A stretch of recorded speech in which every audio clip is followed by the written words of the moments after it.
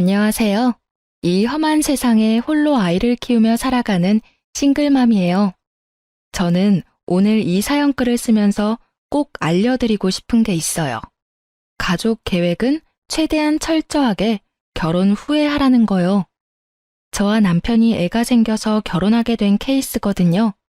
물론 애가 생겨서 결혼한 사람들이 모두 저처럼 망하지는 않겠지만 그래도 조심해서 나쁠 거 없잖아요. 잘못하면 정말 지옥 문 앞까지 갔다 올 수도 있거든요. 저와 남편은 20대 초반에 만나서 예상하지 못한 아이를 임신해서 결혼까지 하게 됐어요. 그때는 저도 어렸고 아이가 그렇게 쉽게 생길 줄 몰랐죠. 남편은 얼굴도 잘생겼고 옷도 잘 입는 사람이었어요. 당시에도 많은 여자들이 남편에게 찝적대고는 했어요. 애가 생겨서 결혼하게 됐을 때는 남편을 좋아하는 여자들에게 나쁜 소리도 많이 들었었죠. 그래도 남편은 책임을 지려고 했어요. 지금 생각해보면 그것은 책임이 아니라 소문이 이상하게 나는 게 싫었던 것 같았지만 그럼에도 제 아이를 책임져 주는 건 너무 고마운 일이었어요. 그런 남편과는 다르게 시부모님은 저를 무척 싫어하셨어요. 아들 임신시켜서 앞길 막는 여자라며 처음에는 그 애가 내 아들 애인 거 확실하냐며 친자 검사까지 하자고 하셨거든요. 애가 태어나고 정말로 그렇게 했어요. 그렇게 하지 않으면 10년, 아니 100년이 지나도 저를 부정한 여자로 만들고 제 아이를 혼외자처럼 만들 것 같았거든요. 검사를 하고서야 아이에 대한 공격은 멈추었지만 여전히 저를 향해서는 날선 공격을 퍼부었어요. 본인들 눈에는 차지도 않는 며느리, 그게 저였던 거예요. 더 좋은 여자를 만날 수도 있는데 너 때문에 만나지 못했다는 말을 수십 번도 더 들었으니까요. 며느리 취급 안 한다면서도 일이 생기면 불러서 일 시키고 돈 내야 할 거 있으면 돈도 달라고 윽박지르고 여하튼 그런 사람들이었어요. 저는 임신과 출산, 육아 때문에 학업도 꼬이고 취직도 꼬인 사람이었죠. 애가 3살이 될 무렵이 되어서야 제게 시간이 주어졌죠. 아이 때문에 열심히 살아가려 애썼지만 이상하게도 버는 돈보다 나가는 돈이 더 많았어요. 남편은 나이가 들어도 아이가 생기고 가정이 생겨도 포기하지 못하는 것이 2가지 있었거든요. 바로 외모를 가꾸는 것과 명품에 대한 사랑이요. 솔직하게 말해서 우리가 돈을 못 버는 건 아니었어요. 남편은 좋은 직장은 아니지만 그래도 꼬박꼬박 월급이 나오고 있었고 저도 직장에서 일을 하면서 월급을 받고 일했어요. 살뜰하게 살면 그래도 조금은 저축할 수 있는 만큼은 벌었어요. 그런데 남편의 사치가 저희를 점점 올가매는 거예요. 빚을 지면 안 된다는 일념으로 투잡까지 뛰는데도 감당이 안 될 정도로 빚이 늘어서 결국에는 집을 팔고 허름하고 낡은 집으로 이사하게 되었어요. 그리고 결혼 5년 차에 남편은 새로운 취미가 생겼어요. 바로 캠핑이었죠. 한창 캠핑 붐이 일어날 때였는데 하루가 멀다 하고 비싼 캠핑 장비를 사들이더라고요. 혼자 즐길 거라면서 아기자기하고 예쁜 소품도 사들이는 걸 보고 저는 저와 아이를 위해 사는 건가 싶었어요. 그런데 정작 저와 아이는 제일 처음 캠핑에만 같이 가볼 수 있었어요. 그 뒤에는 이런저런 핑계로 남편 혼자서 다니게 됐어요. 여전히 캠핑 장비를 사느라 생활비를 주지 않는 남편에게 저는 몇 번이고 말했어요. 제발 이제 그만 좀 사라고요. 그런데도 남편은 알았어 하면서 흘려넘기고는 여전히 비싼 물건을 샀어요. 캠핑은 한 달에 1번 정도 나가더니 얼마 지나지 않아서는 2주에 1번을 나가더군요. 그리고 그 뒤에는 매주 주말에 캠핑을 하러 갔어요. 사실 이상하다는 생각은 안 했어요. 힘드니 혼자 있는 시간을 갖고 싶다는 남편에게 더 이상 캠핑 장비를 사지 않는 것을 조건으로 보내준 거였거든요. 사건이 터진 건 캠핑을 다니게 된 지 5달째 되던 날의 평일이었어요. 저는 그날 연차를 쓰고 건강검진을 다녀오는 길이었어요. 아이 보느라 건강검진을 못하고 있다가 부랴부랴 하게 돼서 급히 연차를 쓰는 바람에 남편에게도 알리지 못한 연차였어요. 아무것도 안 먹고 검진을 하고 나오는데 배가 너무 고프더군요. 시간을 보니 점심시간이 다 되어가고 있었고 남편 회사가 근처에 있었으니 오랜만에 남편과 밥이라도 같이 먹을까 싶어 남편에게 전화했어요. 그런데 전화를 받은 남편이 밥 먹을 시간 없다며 전화를 뚝 끊더군요. 바쁜가 보다 싶어서 남편 회사 앞에서 발길을 옮기는데 남편 회사 동료와 마주치게 됐어요. 그분도 밥 먹으러 나오는 길이었던 것 같더라고요. 제가 인사를 하니 그 사람도 인사를 해오며 이상하다는 듯 말하더군요. 여기는 어쩐 일이세요? 오늘 그 친구랑 같이 캠핑 가시기로 했다면서 여행 취소됐나요? 그 말에 너무 당황했어요. 저는 아무렇지도 않은 척을 필사적으로 하며 물었죠. 아, 남편이 캠핑 간다고 하던가요? 연차는 내일까지일까요? 아니요, 하루만 썼던데요. 평일날 그렇게 오래 못 간다고 가까운 데 간다더니 결국은 못 갔나 보네요. 그러게요. 이런 날도 있네요. 그런데 남편이 캠핑 가는 이야기 많이 하나 봐요. 네, 매번 와이프랑 갔다고 자랑해서 저희 와이프가 좀 보고 배우라면서 난리도 아니에요. 저는 그 이야기를 들으며 남편이 바람이 났다는 걸 직감했어요. 모를 수가 없죠. 저한테 말도 없이 연차 쓰고 캠핑을 갔고 집에서는 양복을 입고 나갔으니 저를 속일 의도였던 거잖아요. 저한테 숨길 게 없으면 캠핑 갔다 오겠다는 말을 하고 당당하게 나갔을 테니까요. 게다가 매번 와이프랑 갔다니 저희는 처음 한 번 빼고는 간 적이 없는데 말이죠. 결국 그날 저녁 남편이 오기를 기다렸어요. 남편은 주차장에 차를 대고 양복을 입은 채 나오더군요. 저는 남편 차량 앞으로 가서 트렁크부터 열었어요. 캠핑 장비들이 고스란히 들어가 있었어요. 저는 남편의 뭐 하냐는 말은 무시한 채 캠핑 장비들을 하나하나씩 다 열어봤어요. 그리고 마침내 발견했죠. 여자들의 화장품 파우치를요. 5달 동안 몰래 만나다 보니 안 걸릴 거라 생각했는지 아니면 귀찮아서 그냥 가져갈 생각이 없었는지 그게 그 자리에 떡하니 있더군요. 제가 그걸 들며 남편에게 말했어요. 이거 뭐야? 어떤 년이랑 바람이 나서 평일에 연차까지 쓰고 만나. 남편이 잠시 당황하더니 누나를 굴리더군요. 이번에 친구 부부가 왔었는데 친구 부부네 와이프가 쓰던 거야. 여기에 들어가 있을 줄 몰랐네. 거짓말 그만해. 친구 부부랑 캠핑을 갈 거면 캠핑 간다고 말하면 되지. 나한테는 일하러 가는 것처럼 양복 입고 가놓고 연차 쓰고 캠핑을 가? 그리고 돌아올 때도 봐. 당신 양복으로 갈아입고 나왔네? 나 속이려고 그런 거 모를 줄 알아? 내가 바보야? 등신이야? 언제부터 만났어? 어떤 년이냐고. 진정해. 여기서 이럴 게 아니라 들어가서 이야기하자. 여기서 끝내고 가. 집에 들어가서 애 있는 앞에서 너희 아버지 바람났다 하고 이야기하면 애가 좋아서 박수치겠다. 그치? 애한테 무슨 상처 주려고 집안에서 이야기하재? 정신이 나갔지? 여자랑 바람나니까 애도 와이프도 눈에 뵈지도 않지? 그런 거 아니야. 진정 좀 하라니까.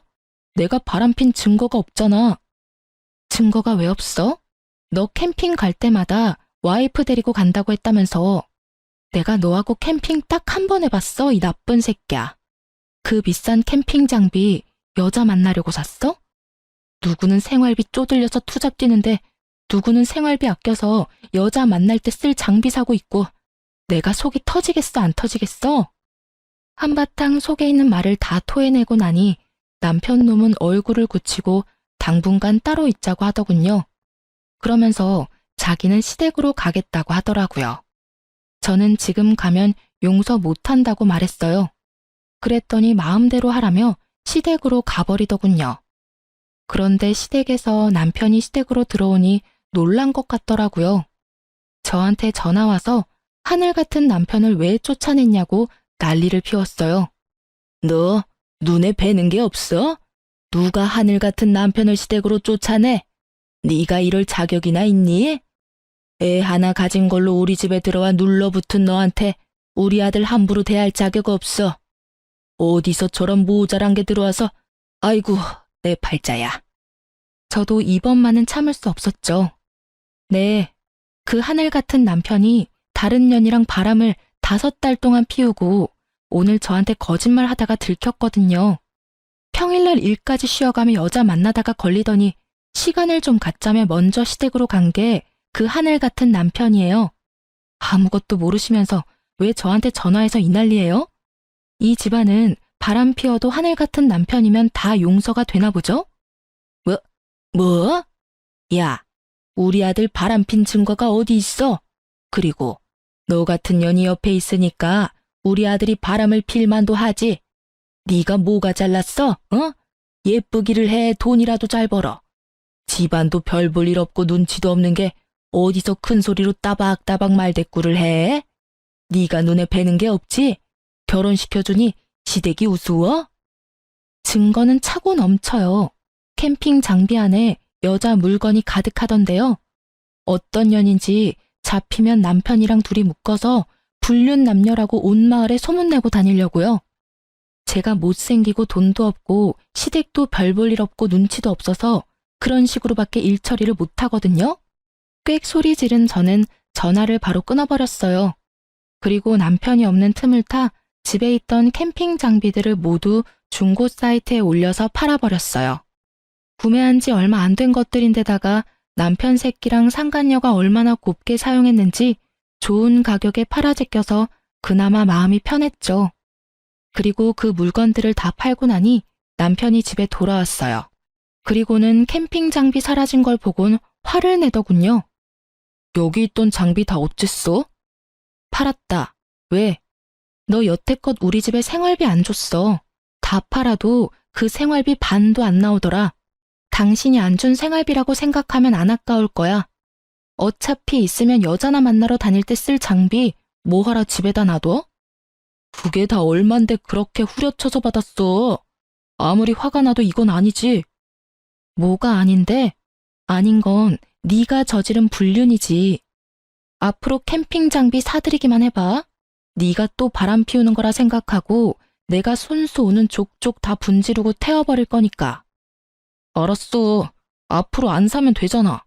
그리고 그 여자랑 다 정리했으니까 이제 그만해. 뭘 그만해? 지금 여기서 그만하자고 말할 수 있는 사람은 나야 당신이 아니라. 왜 네가 여기서 뭐가 되는 것처럼 구는데? 그냥 이참에 헤어질까? 나도 이렇게 구질구질하게 사는 거 질렸어. 나도 내 새끼랑 느긋하게 카페도 다니고 여행도 다니고 저녁에 같이 뒹굴면서 살고 싶어. 돈 없어서 매번 저녁마다 투잡 뛰러 나가는 마누라 놔두고 개집질을 하는 남편을 보고 어떻게 열이 안 받고 화가 안 나? 너라면 화 안 나겠냐? 알았어. 내가 미안해. 사과할게. 더 이상 여자 안 만날 거고 오로지 우리 가정에 충실하고 딸하고 당신한테 잘할게. 그럼 됐지? 갑자기 이렇게 사과하고 다 끝내자고? 어이가 없어서. 당신은 뭐가 그렇게 당당해? 당신 미안하다 그러면 내가 아이고 그래요 괜찮아 하고 말할 줄 알았어? 사과는 내가 원할 때 받아줄 거야. 그 전까지는 나한테 사과하지 마. 저는 여전히 화가 풀리지 않았고 오히려 의심만 더 늘었죠. 남편 놈이 왜 여자랑 이렇게 바로 헤어졌을까 싶었거든요. 이때는 그런 생각이었어요. 그 여자랑은 재미만 보고 싶었던 건가?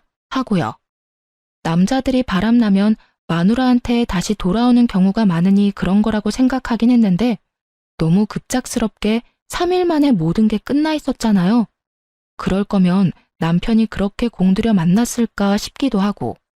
그래서 나중에 뒤를 캐봤는데 정말로 만나는 사람이 없더라고요.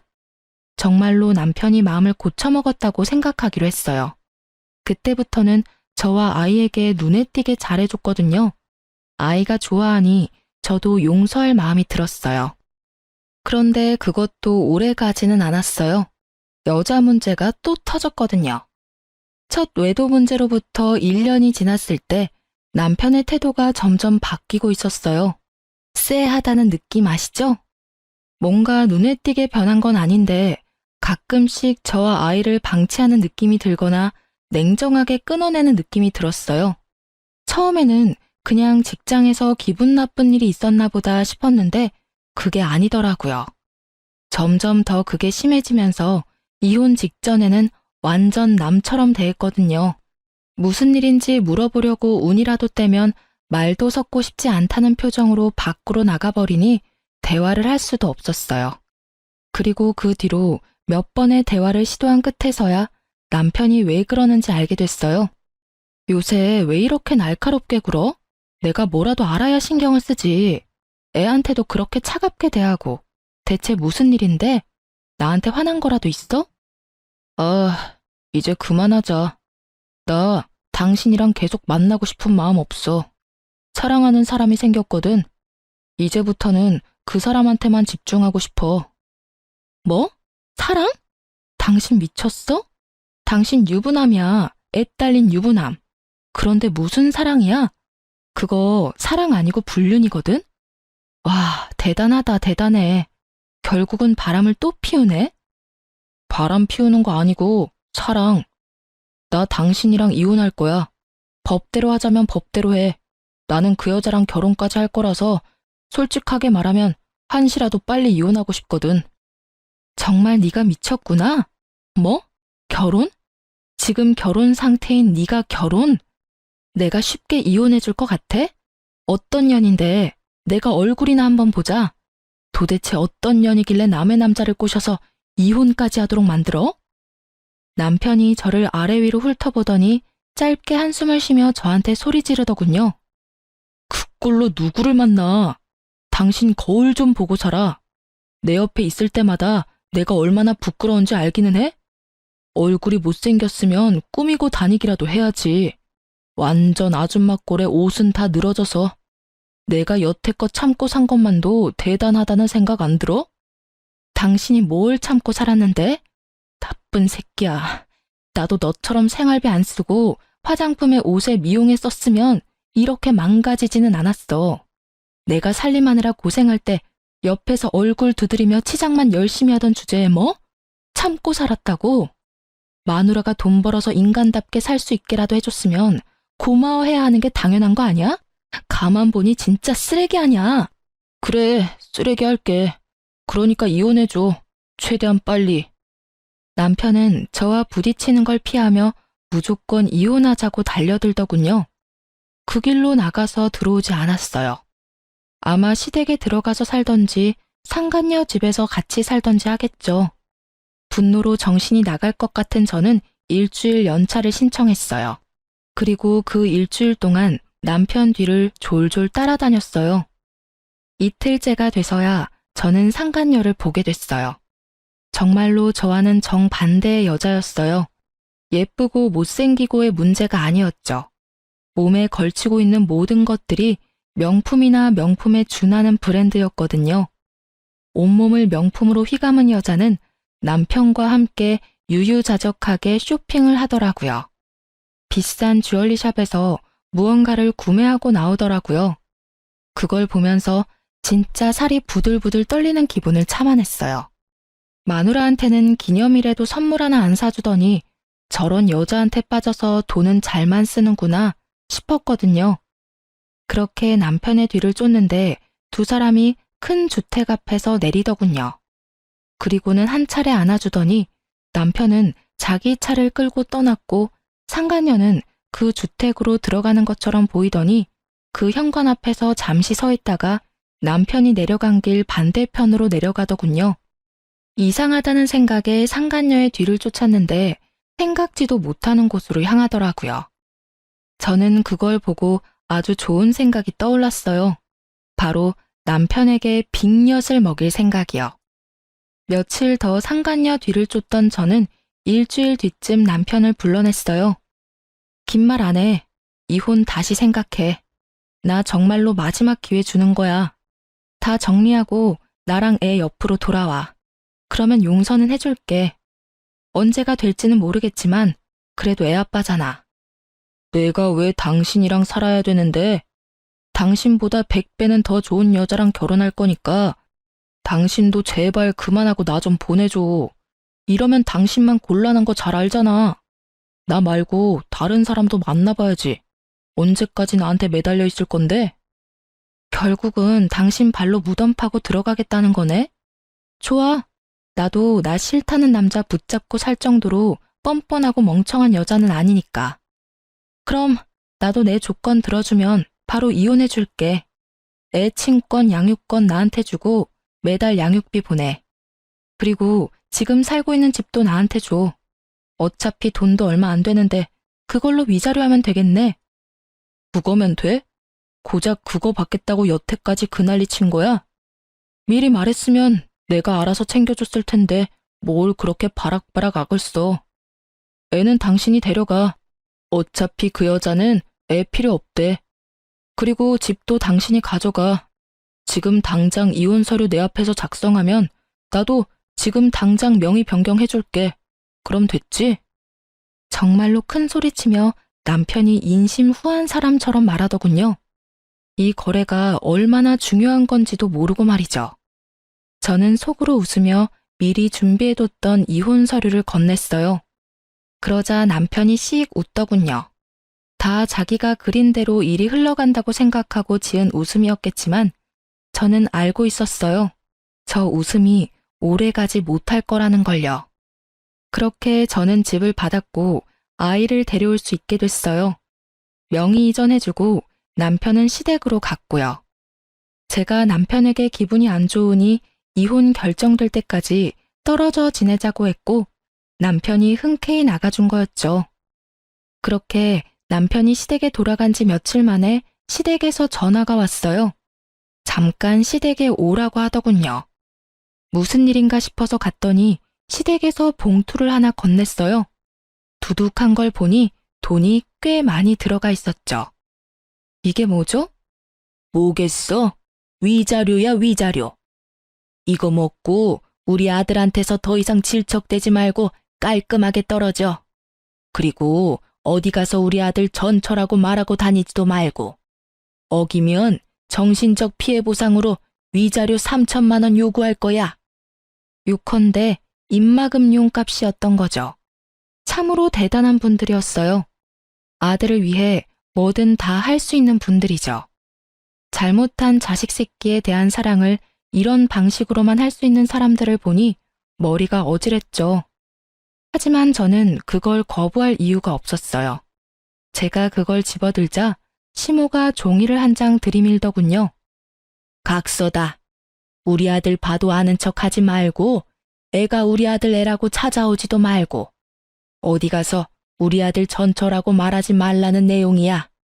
알아들었으면 각서에 지장 찍어. 저는 그것을 읽고는 한마디를 꺼냈어요. 죄송한데 여기 몇 가지 더 추가해도 될까요? 내용 듣고 결정하마. 이혼하고 나면 번복은 할 수 없다. 이 항목이랑 양육비는 꼭 줘야 한다. 아이에게 접근하지 않는다. 이 세 가지도 넣어주세요. 뭐든 꼼꼼하게 하는 편이 좋은 법이죠. 어차피 애는 필요 없다면서요? 그러면 이렇게 써야 하고 양육비는 이혼해서 제가 친권과 양육권을 가져간 이상 지불해야 하는 거니까 어쩔 수 없어요. 안 줄 때를 저도 대비해야 하니까요. 시모가 잠시 생각하더니 별로 해가 될 게 없는 내용이다 싶었는지 알겠다며 도장을 찍더군요. 그걸 보고 저도 지장을 찍었어요. 이제야 속이 시원하네. 여태껏 며느리라고 하나 있는 게 아주 모자라서 속을 썩이더니 마지막에는 그래도 기분 좋은 일 하나 해줬구나. 너는 우리 집이랑 안 맞았던 거야. 너한테 잘 맞는 남자가 어디 있을지도 모르니 잘 살펴보며 지내라. 하긴 우리 아들보다 더 대단한 남자는 못 만나겠지만 말이다. 네가 무슨 수로 우리 아들 같은 남자를 만나겠니? 그러게요. 저도 속이 다 시원하네요. 어디서 복덩이 같은 여자가 굴러와서 여자나 밝히는 새끼 뒤치다꺼리 해준다고 하다니. 2천만 원은 제가 여태껏 이 집에서 받은 정신적 피해에 대한 보상이라고 생각할게요. 그러니까 저도 고맙다는 말은 안 할 거고 어르신들도 생색내지 마세요. 그 돈만큼 사람 괴롭힌 거는 맞는 말이잖아요. 저도 이제야 이 집안에서 벗어날 수 있어서 정말 다행이라고 생각해요. 앞으로 올 여자가 얼마나 대단하고 좋은 며느리일지는 모르겠지만 두 분 마음에 아주 쏙 들기를 바랄게요. 저 같은 여자보다는 명품으로 온 몸을 휘감고 다니는 여자가 이 집 사람들하고 딱 맞는 것처럼 보이니까요. 제 말에 시부모는 얼굴이 빨갛게 달아올라 터지기 일보 직전이었어요. 새파랗게 어린 여자한테 모욕적인 언사를 들으니 화가 났던 거겠지만 저야말로 이 모욕을 던질 수 있는 유일한 사람이기도 했죠. 그간 얻어먹은 욕이 얼만데 2천만 원으로 퉁을 치려 하다니 완전 도둑놈 신보잖아요. 어쨌든 두 사람에게 한바탕 쏘아주고 밖으로 나오면서 제가 남편에게 말했죠. 각서에 나온 대로 잘 지켜달라고요. 그랬더니 남편 놈은 걱정하지 말라며 너나 잘 지키라고 하고 각자 헤어졌어요. 그리고 저는 이혼이 될 때까지 정말 조심스럽게 기다렸어요. 두 사람이 깨지면 제 계획도 깨지니까요. 상간녀와 남편 놈이 깨쏟으며 알콩달콩 미래 이야기를 하고 있어야 제가 줄 비곁이 두 사람에게 큰 타격을 줄 거거든요. 그리고 법적으로 모든 게 정리되자마자 남편부터 불러냈어요. 커피숍에 들어서는데 남편이 앉아있는 게 보이더군요. 제가 다가가자 남편 놈이 살짝 놀란 얼굴로 쳐다봤어요. 남편 놈이 마음고생을 시키지 않으니 저절로 시간이 넉넉해져서 잠도 잘 자고 꾸밀 시간도 돈도 생겼거든요. 그래서 열심히 찍어 바르고 미용하고 예쁜 옷 사입었더니 저도 아줌마 때는 좀 벗겨진 모양이었죠. 많이 바뀌었네. 그거 보여주려고 나오라고 한 거야? 당신이 아무리 찍어 바르고 꾸며도 나는 당신한테 안 돌아가. 뭐래? 정신 나갔어? 당신이랑 나랑은 남보다 못한 사이야. 너 좋으라고 꾸민 거 아니거든? 착각도 적당껏 좀 해. 그럼 왜 보자고 했는데? 각서에 나한테 연락하지 말라고 적혀 있었잖아. 급한 일 아니면 간다? 급한 일이기는 해. 하긴 나보다는 당신한테 급한 일이긴 한데 필요 없으면 그냥 갈게. 나도 필요 없다는 사람한테 굳이 이야기하고 싶지도 않고. 제가 일어서는 신용을 하자 전 남편이 저를 급히 잡더군요. 무슨 일인데 그런 말을 해? 말해봐. 급한 일이란 게 뭔데? 내가 이런 말하면 또 당신한테 미련 못 버리고 질투하는 것처럼 보일까봐 여태까지 말 안 하고 있었거든. 근데 우리 이제는 진짜 남이고 나도 당신한테 아무런 미련도 없어. 솔직히 이런 이야기 한다고 나한테 득될 것도 실될 것도 없는데 그래도 당신이 내 아이 아빠라서 도와주려는 거야. 무슨 말을 하려고 이렇게 서론이 길어? 나 당신이 이혼해달라고 했을 때 당신이랑 그년 미행한 적 있었거든? 근데 엄청 큰 주택에서 당신이 내려주고 항상 당신이 먼저 자리 떴지? 근데 그녀는 당신이 가고서도 그 문 앞에서 10분을 서 있더라고. 그리고 집에 왜 안 들어가나 싶었는데 거기서 나와서 다른 곳으로 향하던데? 그 주택가에서 좀 많이 떨어진 원룸촌으로 들어가는 걸 봤어. 약속이 있었나 싶었는데 그 뒤에도 쭉 그 여자는 그 주택에서 내려줘도 매번 똑같은 원룸 빌라로 가더라고. 출퇴근도 거기서 하던데 혹시 다른 남자라도 있는 거 아니야? 잘 알아보고 결혼하는 거 맞지? 제 말을 듣는 동안 전 남편 얼굴이 시시각각 변하더군요. 이게 끝이야. 뭐 두 사람 간에 신뢰가 있으면 큰 문제 없는 일이지. 내 이야기는 끝났으니까 이제 정말 끝이네. 갈게. 그렇게 말하고 자리에서 일어섰는데 전 남편이 초조한 얼굴로 제게 그러더군요. 혹시 그 건물이 어딘지 기억해? 같이 좀 가줬으면 하는데. 저는 알겠다고 흔쾌히 말하고 전 남편을 데리고 상간녀가 드나들던 원룸으로 향했죠. 그곳에 도착했을 때 전 남편의 얼굴은 완전히 똥 씹은 표정이었어요. 전 남편은 원룸으로 들어가지 못하고 그 근처에서 지켜보고만 있었어요. 저는 놔두고 가려다가 곧 있을 즐거운 만남을 위해 가지 않고 같이 기다리고 있었죠. 그리고 상간녀가 나타났어요. 여전히 온몸에 명품을 휘두르고요. 빌라 입구에서 들어가려는데 전 남편이 나타나 상간녀 손목을 확 낚아채며 소리치더라고요. 너 뭐야? 여태까지 부잣집 딸인 것처럼 나 속인 거야? 네가 왜 여기서? 오빠, 여긴 어떻게? 아는 사람이 있어서 여기 잠깐 들른 거야. 아는 사람? 그러면 너 혹시 바람났어? 다른 남자 만난다고 이 원룸에 드나드는 거야? 전 남편의 그 말에 상간녀가 아무 대답도 못하고 버벅거리며 전 남편 눈치만 보더군요. 말해봐. 너 바람난 거냐고. 나랑 결혼하기로 해놓고 다른 남자랑 동거해? 그런 거 아니야. 사실은 집에서 나와서 여기서 잠깐 다니고 있어. 직장이 여기랑 가까워서 다른 곳 구할 때까지만. 거짓말할 생각 말고 똑바로 말해. 너 부잣집 딸 아니지? 상간녀는 전 남편 말에 대답도 못하더군요. 남편이 그걸 보고 얼굴을 일그러뜨리더군요. 어쩐지 이상하다 했어. 그렇게 돈이 많은 년이 왜 나한테 결혼 준비 다 맡기는지 이해가 안 갔는데 돈도 없는 년이었네. 우와, 진짜 어이가 없어서. 너 도대체 뭐 믿고 나한테 거짓말한 거야? 말 좀 해봐. 그게... 지금 걸치고 있는 것도 다 짝퉁이야? 너 설마 나하고 결혼하려고 그런 거 모으고 다닌 거였어? 그럼 너 직장도 거짓말했어? 너 대기업 다닌다며? 미안. 오빠, 나도 일이 이렇게 될 줄은 몰랐어. 이걸 보니 제 짐작이 맞았더라고요. 전 남편은 상간녀가 돈 많은 여자라고 생각했나 보더라고요. 그래서 돈 많은 여자와 결혼하기 위해 저랑 이혼하자고 당당하게 말했던 거고요. 그리고 그럴 거라고 생각하고 저한테 그 다 허물어져가는 집 명의에 애 친권, 양육권까지 싸그리 다 줘버린 거예요. 자기 무덤 파는 줄 모르고 말이죠. 삽질도 그런 삽질이 없었죠. 제가 이걸 언제 깨달았냐면 첫 번째 외도 때 남편이 금방 상간녀와 헤어졌다고 했잖아요. 그때 남편이 왜 이렇게 쉽게 끊었나 생각했는데 알고 보니 첫 번째 외도 상대가 그리 잘 사는 집이 아니었던 것 같더라고요. 간보다가 아닌 것 같으니 헤어지자고 하고 저한테 다시 돌아온 거였죠.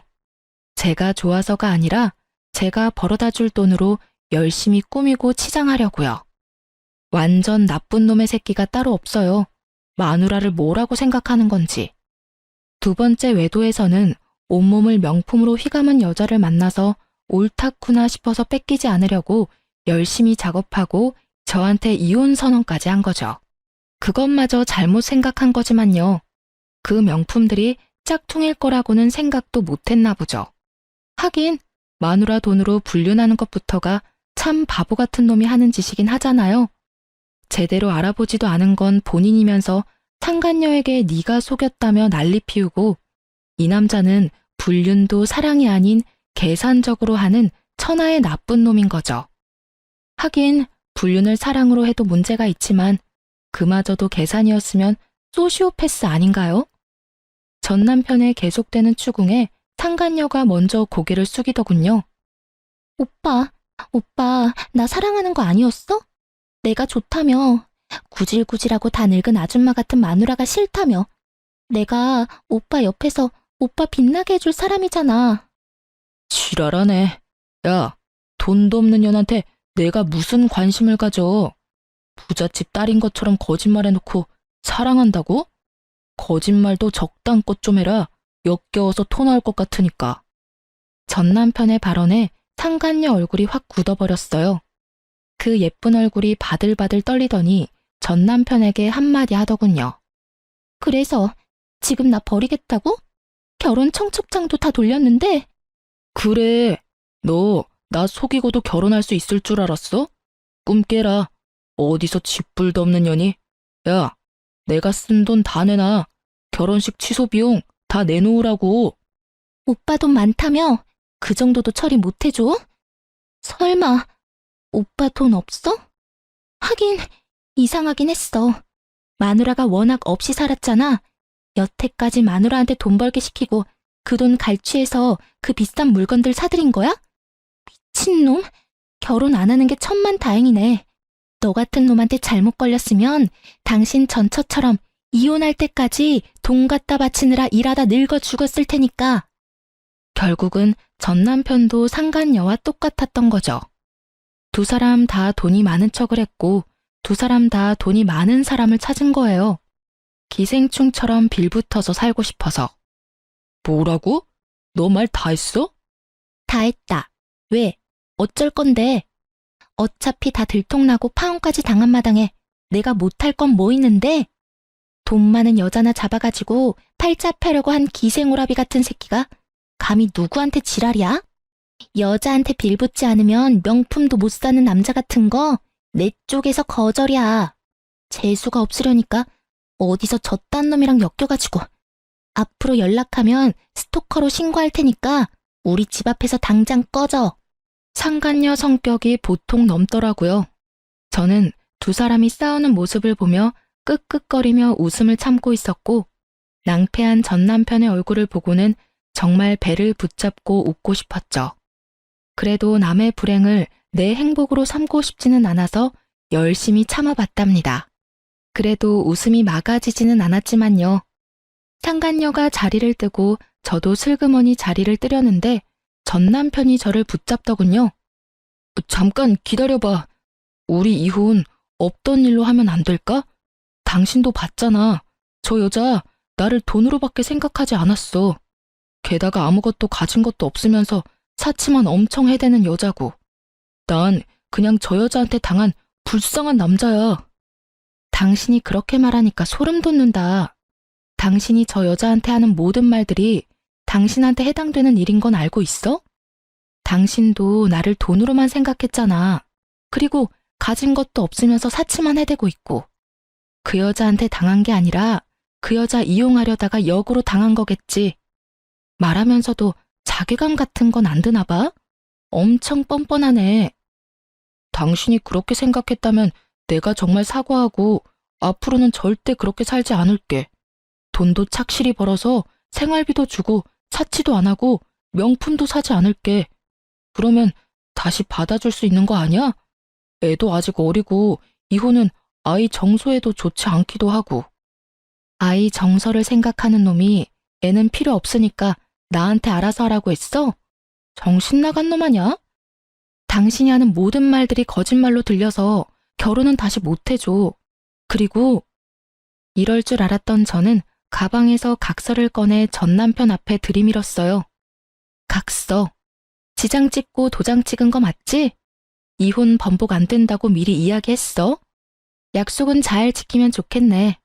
애 핑계 대고 재결합 같은 거 꿈도 꾸지 마. 너 같은 놈이 아빠라는 것보다 애 정서에 안 좋은 일은 없어.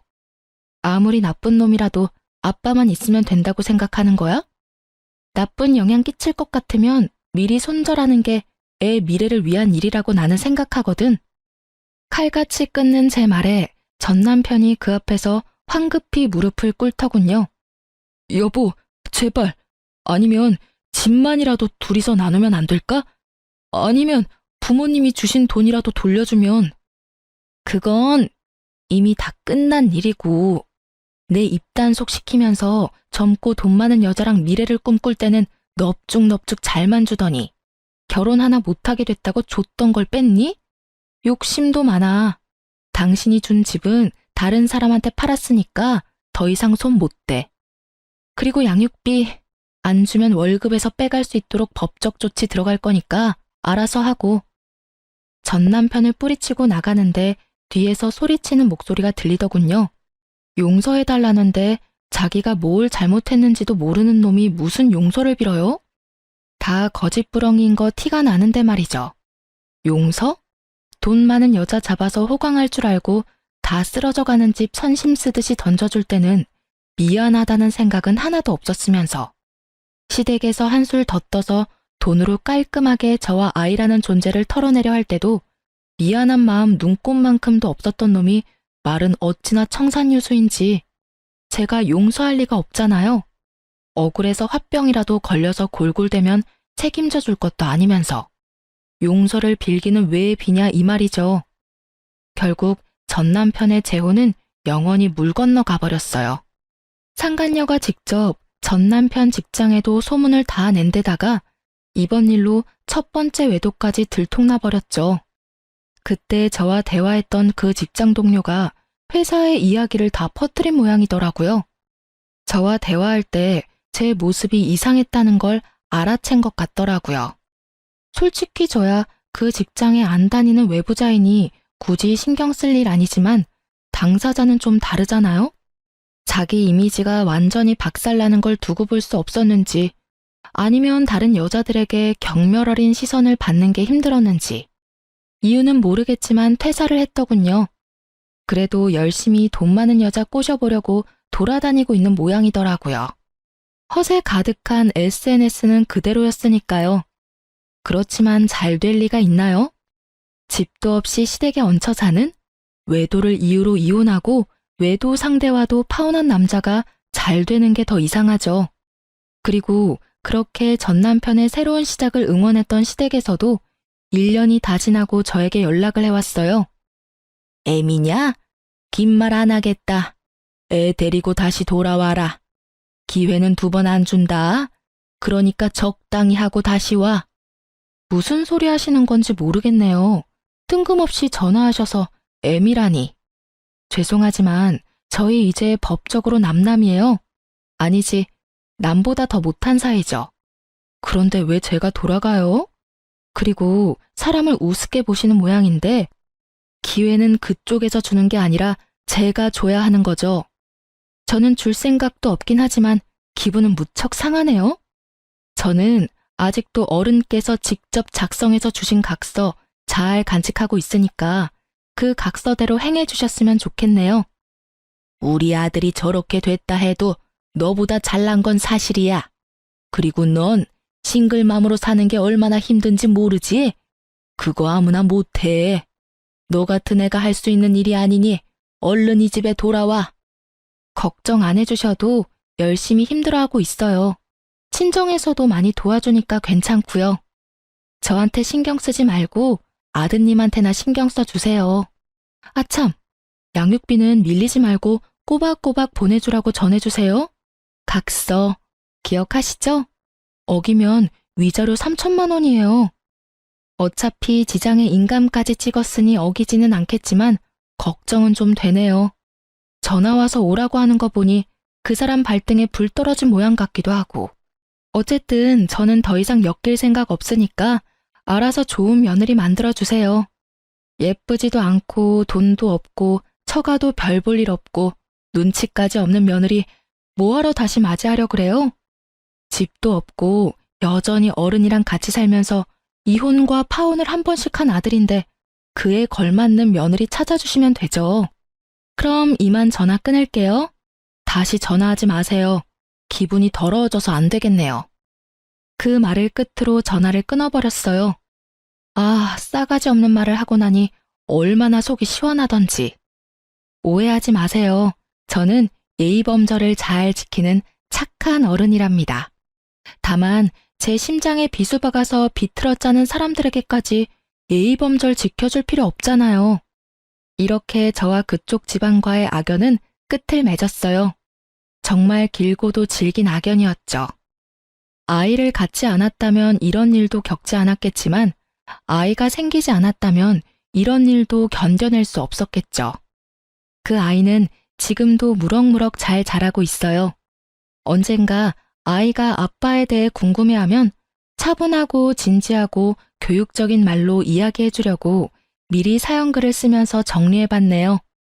여전히 떠올리면 욕이 나올 것 같은 날들이었지만 마지막에 선사한 엿 덕분에 조금이나마 맺힌 돌덩이가 사라진 기분이에요. 그리고 글 읽는 분들께서도 조금은 시원한 기분 느끼셨으면 좋겠네요. 그럼 저는 이만 들어가 보겠습니다. 모두 행복한 하루 보내세요.